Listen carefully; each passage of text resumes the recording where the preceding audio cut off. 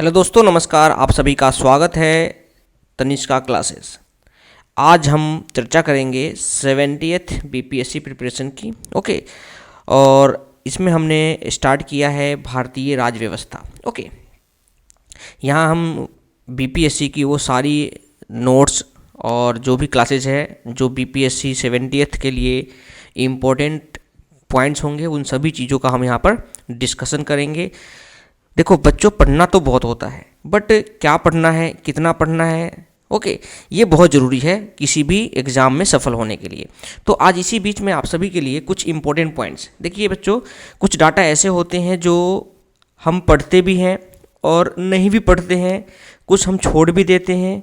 कुछ किताबों में कुछ डाटा मिस भी होता है, किसी किताब में कुछ डाटा मिस होता है, कहीं पर कुछ ना कुछ एक्स्ट्रा या किसी में कुछ कम होता है।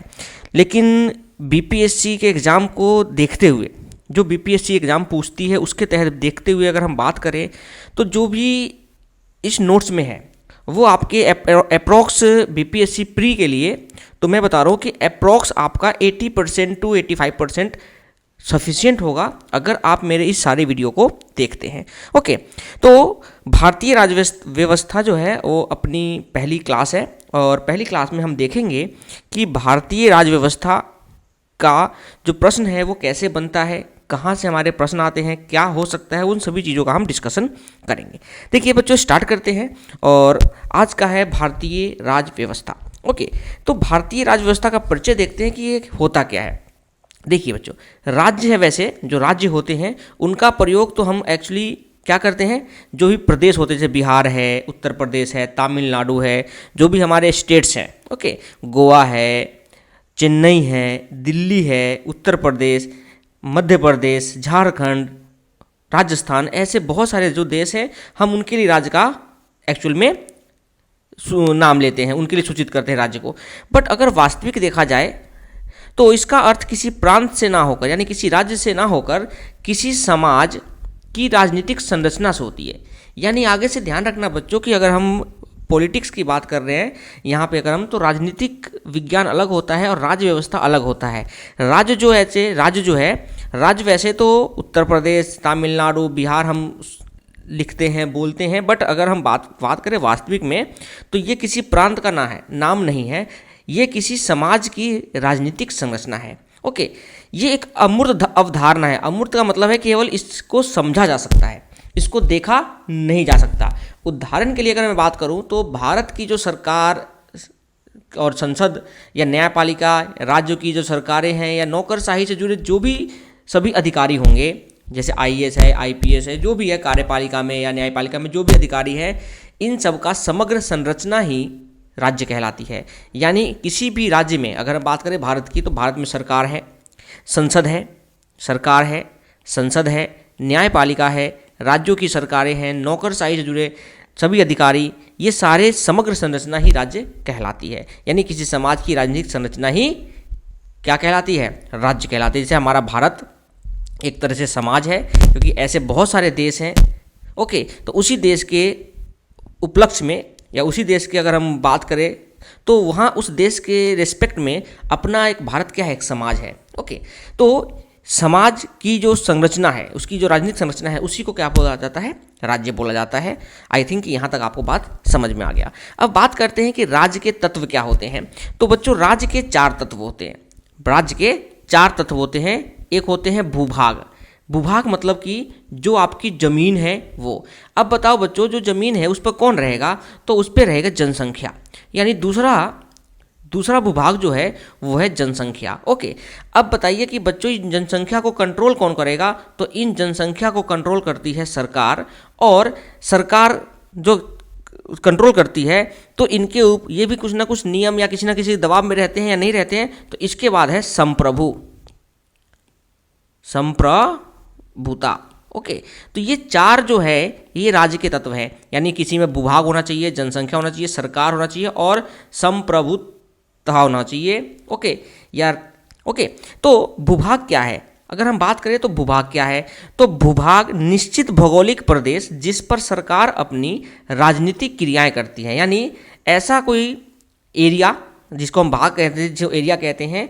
ओके, जिस पर सरकार अपनी राजनीतिक क्रियाएं करते हैं। आपको पता है कि जो भारत की सरकार है वो जम्मू कश्मीर से लेकर कन्याकुमारी तक अपनी राजनीतिक क्रिया करता है। ओके, इसीलिए इसके बावजूद भी कुछ समुद्री तट है, ओके, जल संधि है, वहाँ तक भी अपनी चीज़ें जो है राजनीतिक क्रियाएं करता है। यानी भारत का जो संपूर्ण क्षेत्रफल है, यानी भारत का संपूर्ण क्षेत्रफल है वो राज्य का भौगोलिक आधार या भूभाग है। ओके, यानी भारत का जहाँ तक भी अपना एक एरिया है, सीमा है, ओके, ये सारी चीज़ें भूभाग कहलाता है जिसमें राजनीतिक क्रियाएं।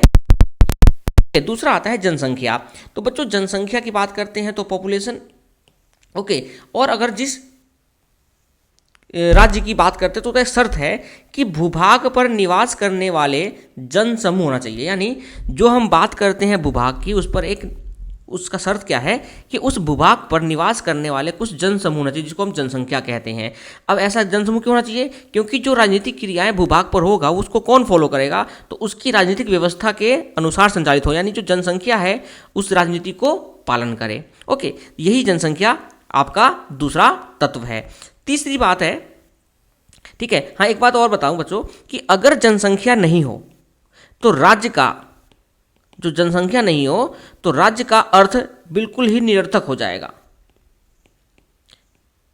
क्योंकि राज्य को बनाने के लिए 4 तत्वों की जो जरूरत है वो इम्पोर्टेंट है। इन 4 के अलावा अगर कोई भी एब्सेंट रहता है, कोई भी अनुपस्थित रहता है, तो उसका जो अर्थ है, राज्य की जो अवधारणा है वो बिल्कुल ही निरर्थक मानी जाएगी। इसीलिए जनसंख्या भी बहुत इंपॉर्टेंट है। ओके, अब देखिए जनसंख्या आ गया तो एक या एक से अधिक, यानी जनसंख्या की बात करते हैं तो सरकार जो है एक या एक से अधिक व्यक्तियों का समूह जो व्यवहारिक स्तर पर राजनीतिक शक्ति का प्रयोग करता है। यानी सरकार क्या करती है, जो भी व्यवहारिक स्तर पर या राजनीतिक शक्ति का प्रयोग करती है, ओके, सरकार हमेशा अपने शक्ति का प्रयोग करती है और जनसंख्या को कंट्रोल करती है। जहाँ जनसंख्या कहाँ रहती है? भूभाग पे रहती है। इसी प्रकार से अगर हम बात करें संप्रभुता का या प्रभुसत्ता का, तो यह बहुत ही इंपॉर्टेंट तत्व है। सरकार या राज्य के पास अपने भूभाग जनसंख्या की सीमाओं के भीतर कोई भी निर्णय करने की पूरी शक्ति होनी चाहिए। यानी संप्रभुता का मतलब क्या होता है कि जब भी कोई सरकार है वो अपने भूभाग या जनसंख्या की सीमाओं के भीतर कोई भी निर्णय करने की पूरी शक्ति होनी चाहिए। ऐसा नहीं है कि अमेरिका बोल रहा है कि आपको ये निर्णय नहीं लेना तो वो संप्रभु नहीं है फिर। ओके, तो कोई भी निर्णय लेने की पूरी शक्ति होनी चाहिए। बाहरी और भीतरी दबाव में निर्णय करने के लिए बाध्य नहीं होना चाहिए। यानी कोई बाहर से कुछ कहता है तो उसके लिए बाध्य नहीं होना चाहिए। इसलिए संप्रभुता बहुत ही इंपॉर्टेंट है और इसका चौथा तत्व है बहुत इंपॉर्टेंट है। ओके, किसी के दबाव में कोई जो निर्णय है वो नहीं लेना चाहिए, नहीं होना चाहिए ऐसा। वो अगर ये 4 तत्वों को फॉलो करती है कोई भी समाज, तो वो एक राज्य के नाम पे आ जाता है। उसका राज्य के अर्थ में वो चीज़ें शामिल हो जाते हैं। ओके, तो अब आते हैं कि इन राज्यों को चलाने के लिए क्या क्या शासन होते हैं। तो राज्य के चलाने के शासन के 3 अंग होते हैं। एक होता है बच्चों विधायिका। क्या होता है बच्चों? विधायिका। दूसरा होता है कार्यपालिका और तीसरा होता है न्यायपालिका। देखो बच्चों, जो विधायिका होता है ना, वो कानून बनाने वाली संस्था है। यानी जो कानून बनाएगी वो कौन बनाएगी? विधायिका। यानी विधायिका का काम है कानून को बनाना और उस कानून को फॉलो कौन करना है, यानी उसको चलाने के लिए कौन बैठा है? तो चलाने के लिए कार्यपालिका है। यानी कार्यपालिका क्या करती है? उस कानूनों के अनुसार, यानी जो कानून है उनके अनुसार शासन चलाने वाली संस्था है, यानी शासन चलाती है। अब जब शासन चलाते हैं तो कुछ ना कुछ गलती भी होता होगा, यानी उन गलतियों को, यानी उस विवादों को समाधान करने के लिए क्या बनाया गया? फिर न्यायपालिका बनाया गया। यानी शासन की बात करते हैं तो शासन के 3 अंग है, विधायिका, कार्यपालिका और न्यायपालिका। विधायिका कानून बनाती है, कार्यपालिका क्या करती है? उस कानून को जो बनाया है उसके अनुसार संस्था चलाती है, और न्यायपालिका जब भी कानून की बात करते हैं, ठीक है, तो उसके अनुसार कोई विवाद और समाधान हो गया, यानी विवाद हो गया तो उसके समाधान के लिए न्यायपालिका हमारे बीच बैठी है। तो शासन के 3 अंग हो गए। अब देखिए बच्चों, बहुत ही इंपॉर्टेंट फैक्ट आता है यूपीएससी के लिए, क्या कि अगर हम बात करें शासन के 3 अंगों के संबंध में, तो क्या तीनों अंग में कैसे कैसे संबंध होते हैं, क्या संबंध होना चाहिए, इस चीज़ की हम बात करते हैं। देखिए बच्चों, किसी भी देश की अगर राज्य व्यवस्था की बात करते हैं या उसको समझने की कोशिश करते हैं तो हमें यह जानना जरूरी होता है कि वहाँ के शासन के तीनों अंगों का संबंध कैसा है। अगर हम उसके तीनों अंगों का संबंध जान लेते हैं तो हम उसके जो शासन प्रणाली है उसको देख सकते हैं, उसमें किस चीज़ का ग्रोथ है, किस चीज़ का डेवलपमेंट है, हम जान सकते हैं। अगर हम नहीं देखते हैं तो हमारे लिए कहीं ना कहीं वो नुकसान वाली बात हो सकती है, हम उसके बारे में कुछ जान नहीं सकते। ओके, तो जानना बहुत जरूरी है कि तीनों अंगों का संबंध कैसा है। मोटे तौर पर अगर बात करूं तो ये संबंध इस प्रकार से हो सकते हैं कि जैसे कि राजतंत्र, अधिनायक तंत्र, तानाशाही और धर्मतंत्र। अगर हम राजतंत्र की बात करते हैं तो राजतंत्र में क्या होता है, विधायिका, कार्यपालिका, न्यायपालिका तीनों का सर्वोच्च अधिकारी राजा होता है। अगर हम राजतंत्र की बात करें या अधिनायक तंत्र की बात करें या तानाशाही की बात करें या धर्मतंत्र की बात करें, अगर हम इन सभी तंत्र की बात करते हैं तो इन सभी तंत्र में विधायिका, कार्यपालिका, न्यायपालिका तीनों का सर्वोच्च कौन होता है बच्चों, राजा होता है। यानी एक किंग होगा जो इन सभी को कंट्रोल फॉलो करेगा। यानी विधायिका, कार्यपालिका और न्यायपालिका का राजा अधिकारी कौन होता है, राजा होता है। अगर हम किसी देश में राजतंत्र है, अधिनायक तंत्र है, तानाशाही है या धर्मतंत्र है। ओके, तो ये है गया पहला कि राजतंत्र में कैसा शासन होता है, राजतंत्र में तीनों के बीच कैसा संबंध होता है, कैसा संबंध होता है। तो राजतंत्र में तीनों के बीच सर्वोच्च संबंध ऐसा होता है कि तीनों अलग होते हैं और इनका सर्वोच्च अधिकारी राजा होता है। अधिनायक तंत्र में भी सेम चीज़ें हैं और तानाशाही में भी सेम चीज़ है। देखो बच्चों, इसमें एक बात और निकल के आती है इसके निष्कर्ष से कि यह लक्षण किसी राज्य व्यवस्था के पारस्परिक तथा गैर लोकतांत्रिक होने का इशारा करता है। यानी ये लोकतांत्रिक देश नहीं है, ये गैर लोकतांत्रिक देश की तरफ इशारा करता है। ओके, तो ये बहुत इंपॉर्टेंट है इसके निष्कर्ष से कि अगर कोई भी देश जिसमें तीनों अंग का सर्वोच्च अगर राजा होता है तो वो गैर लोकतांत्रिक होता है, वो लोकतांत्रिक देश नहीं कहा जाएगा, नहीं माना जाएगा। दूसरा है अगर संसद प्रणाली। अब बताइए संसद प्रणाली के देशों में जहाँ भी संसद प्रणाली है वहाँ पे इन तीनों के बीच संबंध कैसा होता है। देखिए बच्चों, विधायिका और कार्यपालिका के बीच नज़दीकी संबंध होते हैं। यानी जब भी हम बात करते हैं संसद प्रणाली की तो संसद प्रणाली में विधायिका और कार्यपालिका जो संबंध है वो बहुत ही नज़दीक होते हैं। दूसरी बात, न्यायपालिका इनसे अलग होती है। यानी विधायिका और कार्यपालिका की बात करते हैं तो विधायिका और कार्यपालिका दोनों के संबंध बिल्कुल नज़दीकी होते हैं, बट अगर न्यायपालिका की बात करते हैं तो न्यायपालिका इनसे बिल्कुल ही अलग होती है। यानी संसद प्रणाली की बात करते हैं तो विधायिका और कार्यपालिका, अगर हम बात करते हैं विधायिका और कार्यपालिका तो विधायिका और कार्यपालिका के संबंध नज़दीक होते हैं बट न्यायपालिका इनसे अलग हो जाती है। आगे बात करते हैं कार्यपालिका विधायिका का ही अंग होती है। यानी जो कार्यपालिका है वो विधायिका का ही अंग होती है और इसका संसद प्रणाली की बात करते हैं तो भारत और ब्रिटेन, यानी भारत और ब्रिटेन, आपको पता है ब्रिटेन से ही संसद की प्रणाली ली गई थी भारत में। ओके, तो इसमें जो संसद प्रणाली है वो आपका भारत और ब्रिटेन इसके मुख्य तौर पे देखा जा सकता है। और ऐसे संबंध जहाँ पे विधायिका और कार्यपालिका का नज़दीक संबंध होता है, ऐसे संबंध संसदीय प्रणाली में ही देखा जाता है। ओके, चलिए आगे देखते हैं। अब अमेरिका में क्या ऐसा संबंध है? तो बच्चों, अमेरिका में संबंध बिल्कुल अलग है। तीनों अंग एक दूसरे से पृथक होते हैं। यानी इस तीनों में कोई भी अंग एक जैसे नहीं है, यानी किसी का कोई संबंध नहीं है, तीनों बिल्कुल पृथक है, अलग अलग है।